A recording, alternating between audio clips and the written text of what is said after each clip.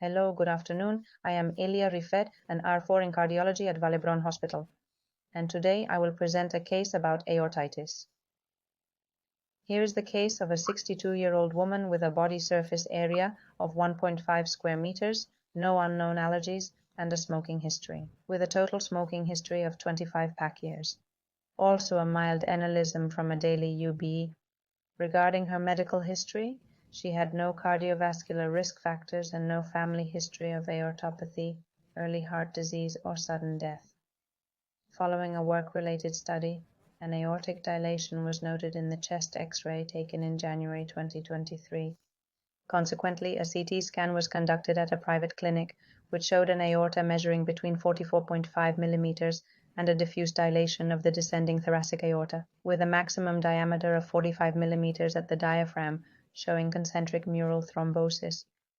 Also, a bovine aortic arch with an aberrant right subclavian artery, known as the Lusoria artery, and a shared origin of both carotids.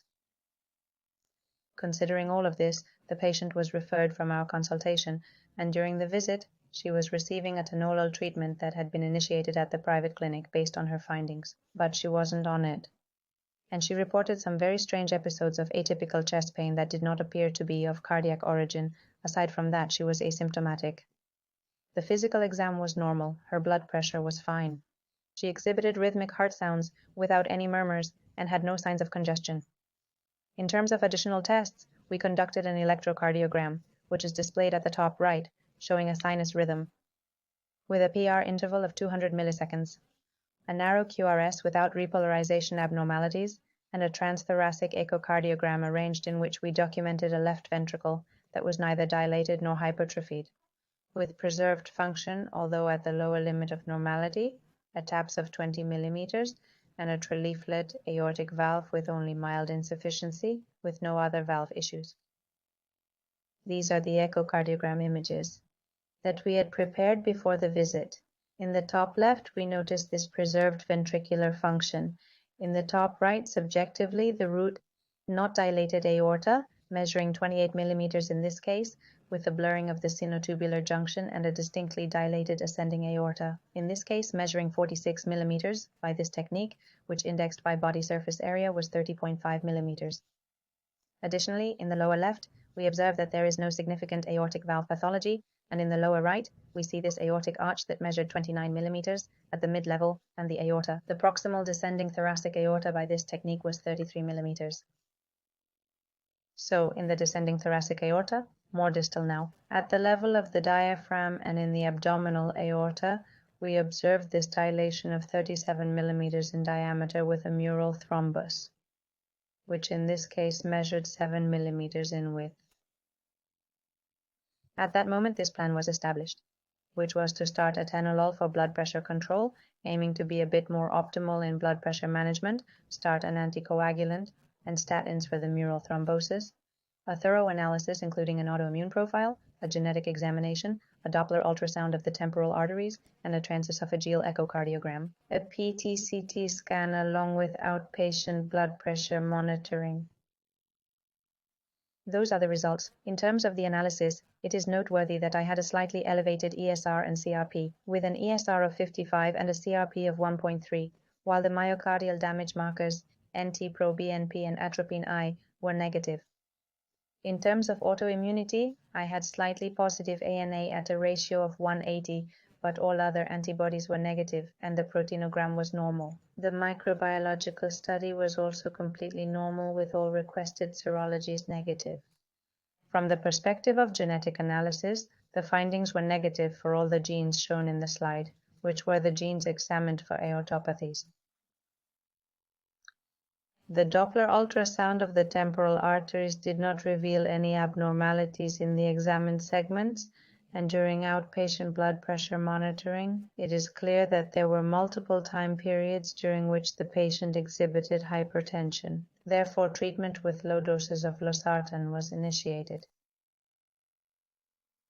We see the transesophageal echo in these images.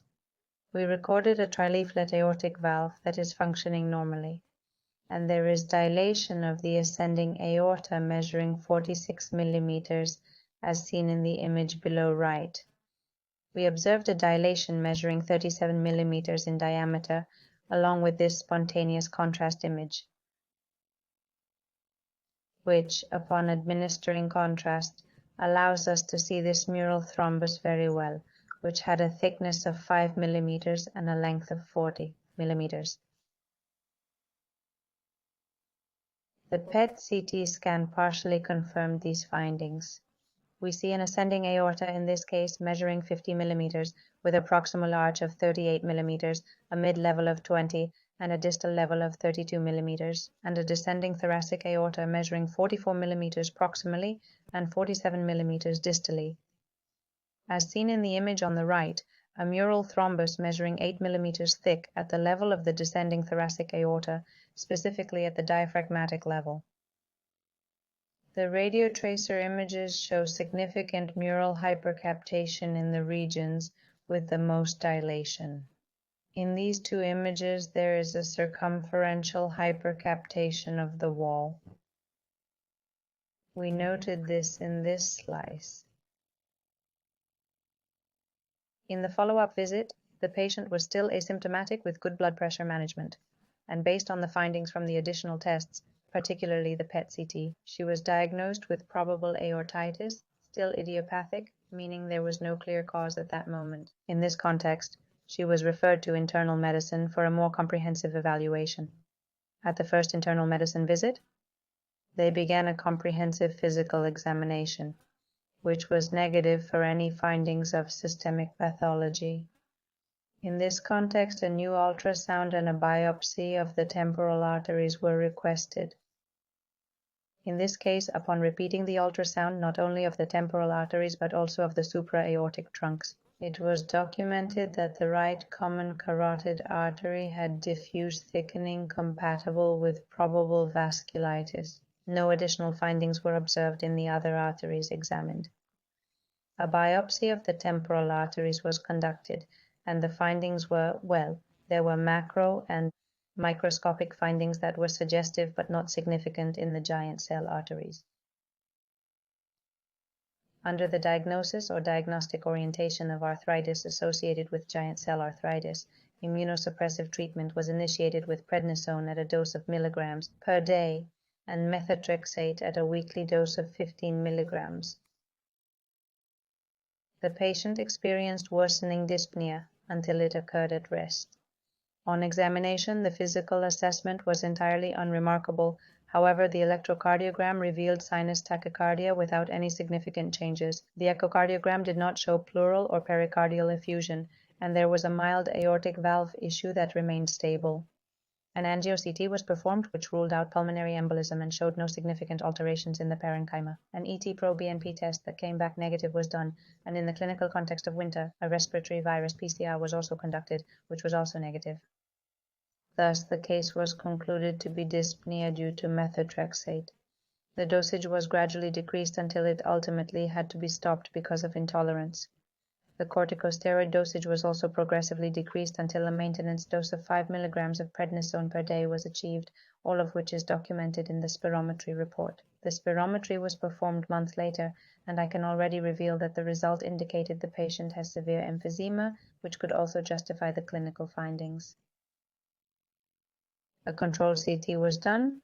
As we can see, the first CT scan was from July 2024, and a control CT was performed in January 2025, showing clear progression not only of the aortic dilation, but also of the mural thrombosis, as we can see in the diameters on the left side. From the left image, in July 2024, we had diameters of 50 by 49 millimeters, while in January we already had a diameter of 56 by 50 millimeters, and there was an increase in the thickness of the mural thrombosis. This was at the level of the ascending thoracic aorta, and in the image on the right, we also see a clear dilation at the level of the ascending thoracic aorta with a diameter of 52 at that moment, millimeters. Considering all of this, the decision was made to initiate torsidizumab treatment at a weekly dose of 162 milligrams. In these beautiful images, we can observe the 3D reconstruction, and in the rightmost image, the entire aorta is visible in all its length, and we can observe this diffuse dilation affecting the various segments. In the image that is a bit more zoomed in on the left, we can see the dilation in the ascending aorta, as well as the diffuse dilation of the descending aorta, and in this guide, in a highly magnified view, we observe these dilations in the supraaortic trunks with the same origin of the carotid arteries, and here we see the left subclavian artery and just behind it the right subclavian artery. This origin we had previously described as aberrant for the right subclavian or Lusorian artery, and also they will mention these irregularities in the walls of the subclavian arteries, which are highly indicative of the inflammatory condition associated with aortitis. The patient met with a multidisciplinary team involving cardiology and cardiac surgery, and it was decided based on the patient's diameters that she had an ascending aorta measuring 52 millimeters indexed at 34, which corresponded to a z-score of 5.9.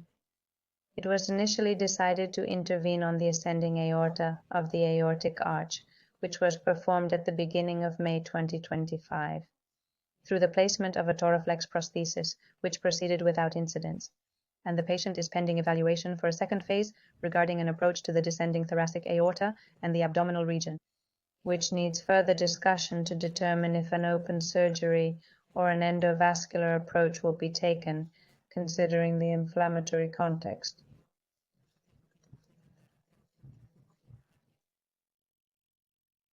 Now, to wrap up, here are 4 key points regarding aortitis.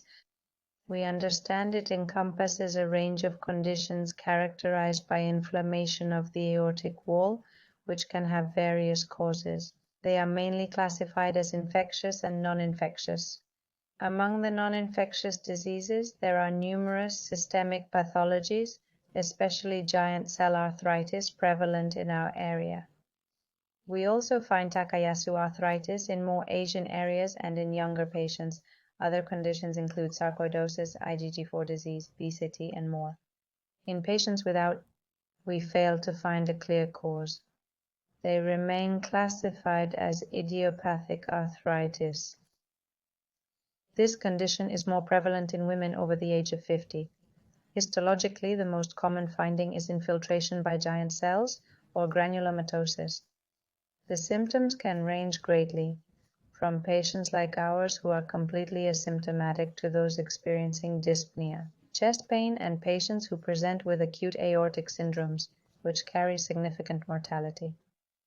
The diagnosis, as we have observed, is a lengthy process that requires numerous tests and the exclusion of other conditions to ultimately reach this conclusion. Along with lab tests, there is an increase in acute phase reactants. It is something we often find, but it is a very specific finding that does not correlate with disease activity, and we can also find some biomarkers. At the radiological level, it has been established that a thickening greater than 2 to 3 millimeters on a CT scan without the presence of atherosclerosis strongly suggests arthritis, as well as the circumferential vascular uptake observed in the PT-CT. It is also not very clear what the threshold is to consider it significant, but most centers end up using a higher hepatic uptake to determine that is significant. We know that giant cell arthritis is a medium vessel vasculitis, representing an immune response to a trigger that remains unidentified. According to studies, aortic optical involvement ranges from 33% to 65%. It is known that 10% to 15% of patients with giant cell arthritis present with aortic ectasia or aneurysm at the time of diagnosis. Therefore, we must be quite aggressive in searching for this pathology. As per the guidelines set by the Euler Rheumatology Association, the PET-CT scan is the recommended imaging test for identifying extracranial involvement, and the normalization of uptake in the PET-CT is only achieved in 1/3 of patients.